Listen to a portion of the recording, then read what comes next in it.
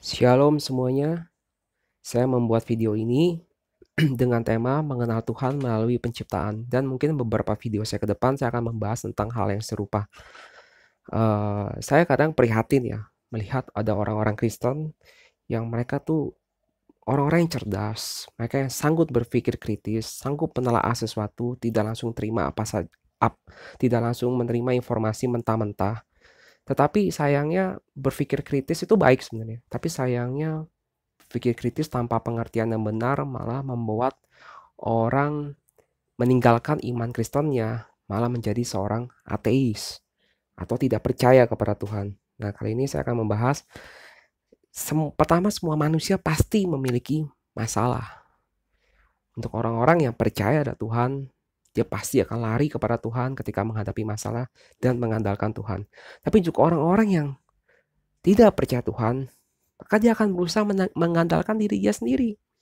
Nah, yang mana yang akan kita gunakan? Pasti manusia akan mengalami masalah. Tinggal bagaimana manusia akan mengandalkan Tuhan atau mengandalkan diri sendiri. Nah, pertama kita harus mengenal, apakah Tuhan itu ada? Ada orang bertanya, jika Tuhan ada, mengapa kita tidak dapat melihatnya? Nah, inilah untuk orang-orang yang kadang berpikir kritis, mereka butuh pembuktian loh. Saya nggak bisa lihat Tuhan, bagaimana saya bisa percaya Tuhan itu ada? Padahal, kalau kita buka Alkitab sejak hampir 2000 tahun yang lalu sudah dikatakan di Roma 1 ayat 19 sampai 20. Saya lihat versi Alkitabnya. Roma 1 ayat 19. Karena apa yang dapat mereka ketahui tentang Allah nyata bagi mereka, sebab Allah telah menyatakannya kepada mereka, kepada semua umat manusia. Ayat 20. Sebab apa yang tidak nampak daripadanya, yaitu kekuatan yang kekal dan keilahiannya, dapat nampak kepada pikiran dari karyanya sejak dunia diciptakan, sehingga mereka tidak dapat berdalih. Sebenarnya Alkitab sudah memberitahu, sudah mencatat, apa yang tidak nampak dari keilahian Allah, manusia tidak dapat melihat Allah. Tapi sebenarnya karyanya sejak dunia diciptakan dapat nampak. Kita dapat melihat Tuhan melalui karya penciptaan Dia. Sehingga tidak ada seorang pun yang bisa berdalih menolak keberadaan Tuhan. Alkitab sudah mencatatkannya. Tuhan sudah menyatakannya kepada umat manusia kalau Tuhan ada melalui karya penciptaan alam semesta ini. Lalu kita lanjut. Seperti kita memahami, tidak mungkin sebuah laptop dapat ada dengan sendirinya tanpa tangan cerdas yang membuat. Jika hari ini kita melihat ada laptop, kita melihat ada di rumah kita ada televisi, ada radio, ada kulkas, apakah itu semua dapat terjadi dengan sendirinya? Apakah tiba-tiba tanpa ada yang mengerjakan itu bisa muncul dengan sendirinya?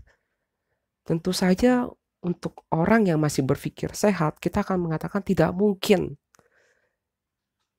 Segala sesuatu bisa laptop, TV, kulkas, radio bisa jadi tanpa ada yang menjadikan. Seperti kita juga belajar dalam dulu sekolah waktu SD ya, percobaan tentang makhluk hidup. Bahwa kalau seandainya daging yang mulai membusuk, jika ditutup, dibiarkan saja, akan dilaletin lalu keluar belatung. Nah, tapi kalau daging itu ditutup, tidak bisa lalat masuk, maka tidak mungkin bisa keluar belatung dalam daging. Karena belatung itu makhluk hidup. Belatung makhluk hidup berasal dari makhluk hidup. Makhluk hidup berasal dari makhluk hidup. Makhluk hidup bukan berasal dari benda mati. Kalau makhluk hidup berasal dari makhluk hidup, maka siapa makhluk hidup yang pertama? Mengapa makhluk hidup yang pertama bisa eksis? Mengapa makhluk hidup yang pertama bisa ada? Siapa yang menjadikan itu semua? Nah, mungkin kalau teori evolusi mengatakan, oh itu terjadi secara kebetulan, secara acak, karena proses yang bermiliar-miliar tahun. Tapi bagaimana jika unsur terkecil, DNA, di dalam tubuh makhluk hidup, di dalam tubuh kita, DNA yang begitu kompleks, apakah bisa DNA itu terjadi secara kebetulan? Apa itu DNA? Mungkin teman-teman bisa cari di Google, apa itu DNA? DNA itu adalah satu molekul terkecil dalam tubuh kita yang membentuk satu rangkaian genetika untuk membentuk sifat-sifat kita. Jadi kalau ada orang yang rambutnya hitam, kenapa ada orang rambutnya warna pirang, itu ada dipengaruhi sama unsur rangkaian di dalam DNA-nya. Sudah ada desain makhluk hidup di dalam DNA itu. Dan DNA ini luar biasa ya. DNA ini bisa menyimpan informasi yang luar biasa, bisa dibaca seperti buku. DNA manusia menyimpan sekitar 3,3 miliar huruf basah, 3,3 miliar informasi. Atau secara dengan buku itu 3.000 jilid buku Harry Potter. Jadi bayangin, molekul DNA itu informasinya sama dengan 3.000 jilid buku Harry Potter. Wow, sesuatu yang kompleks. Nah, seberapa besarkah sebuah DNA? Sebuah DNA dengan 3 miliar huruf genetiknya tersimpan dengan untai-untai berukuran mikroskopik yang memiliki berat hanya 1/200 mg dan hanya 1/500.000 mm. Namun jika direnggangkan kira-kira ya 2-3 meter. Tapi saking kecilnya DNA, jika seluruh populasi dunia saat data ini dikumpulkan sekitar 6 miliar umat manusia, jika dikumpulkan DNA-nya hanya sebesar 1 butir beras saja. Jadi kecil sekali DNA, tapi informasinya bisa sampai 3.000 jilid buku Harry Potter di dalam satu rangkaian terkecil DNA. Dan kita tahu di dalam matematika ada namanya konsep probabilitas atau teori kemungkinan. Nah, saya nggak ngomong panjang lebar tentang probabilitas, saya langsung contohnya saja. Contoh ya, kalau probabilitas pada dadu. Jika 1 butir dadu dilempar, maka kemungkinan keluar angka 1 adalah 1/6. Atau kemungkinan 1/6. Jika 2 butir dadu, kemungkinan keluar angka 1/6 adalah 2. Jadi 1/36. Jika ada 3 butir dadu, maka kemungkinan keluar angka 111. Kemungkinan adalah 1/216. Jadi semakin kompleks. Kalau kita ngomong menurut teori evolusi, alam semesta ini terjadi secara kebetulan.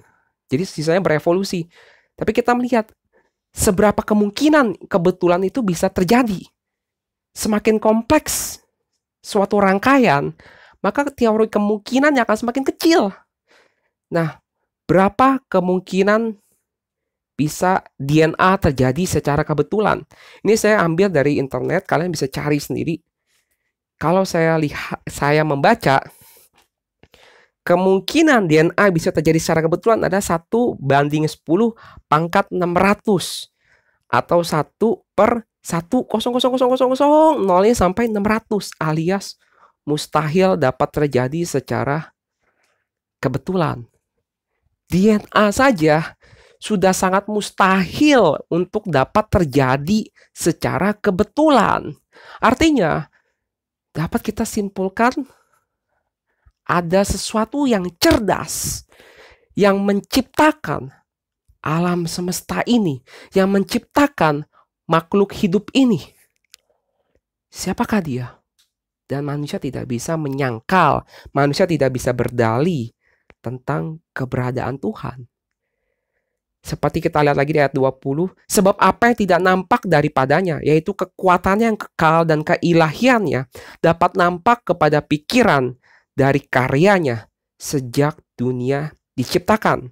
Sehingga mereka atau kita semua tidak dapat berdalih. Kita tidak bisa menyangkal keberadaan Tuhan. DNA berisi rancangan kita. Tuhan sudah mengenal kita. Tuhan tahu dari sejak kita masih di dalam kandungan. Tuhan tahu hari-hari kita.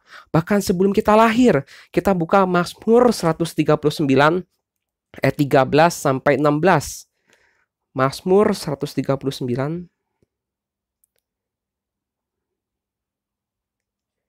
ayat 13 sampai 16. Sebab engkaulah yang membentuk buah pinggangku, menenun aku dalam kandungan ibuku. Aku bersyukur kepadamu oleh karena kejadianku dahsyat dan ajaib. Ajaib apa yang kau buat, dan jiwaku benar-benar menyadarinya. Tulang-tulangku tidak terlindung bagimu ketika aku dijadikan di tempat yang tersembunyi dan aku direkam di bagian-bagian bumi yang paling bawah. Matamu melihat selagi aku bakal anak, dan dalam kitabmu semuanya tertulis hari-hari yang akan dibentuk sebelum ada satupun daripadanya. Kita bisa melihat keberadaan Tuhan melalui karya ciptaannya. Meskipun kita tidak bisa melihat keilahian Tuhan secara langsung, tapi kita bisa menyadari, memahami tentang keberadaan Tuhan. Dan mengapa kita tidak bisa melihat Tuhan secara langsung? Disitulah ruang bagi kita untuk bisa beriman kepada Tuhan. Sebab Ibrani 11 ayat 1, iman adalah dasar dari segala sesuatu yang kita harapkan dan bukti dari segala sesuatu yang tidak kita lihat. Kita memang tidak bisa melihat Tuhan, namun kita percaya ada Tuhan. Dan itulah ruang ketika kita percaya tanpa kita melihat, itulah ruang bagi kita untuk kita beriman. Ayat 2, sebab oleh imanlah telah diberikan kesaksian kepada nenek moyang kita. Karena iman kita mengerti bahwa alam semesta telah dijadikan oleh Allah, oleh firman Allah, sehingga apa yang kita lihat telah terjadi dari apa yang tidak dapat kita lihat. Nah, biarlah video renungan singkat ini, dan mungkin saya akan buat video tentang membahas penciptaan lagi di video-video berikutnya, supaya semakin memberikan kita pengertian. Berpikir kritis boleh, umat Kristen berpikir kritis itu boleh, harus malah. Kita harus menggunakan hikmat, pikiran yang sudah Tuhan berikan kepada kita untuk kita manfaatkan sebaik-baiknya. Namun kita perlu pengertian yang benar. Kita perlu pengertian yang benar supaya kita tidak tersesat dengan pikiran kita sendiri. Supaya kita tetap mengenal Tuhan Yesus sebagai Tuhan dan Juru Selamat kita. Dan Dia juga Tuhan yang menjadikan kita. Semoga video ini bisa memberkati dan menguatkan iman saudara-saudari sekalian. Dan silakan bagikan video ini supaya video ini juga bisa memberkati bagi banyak orang. Terima kasih. Biarlah segala kemuliaan bagi nama Tuhan. Amin.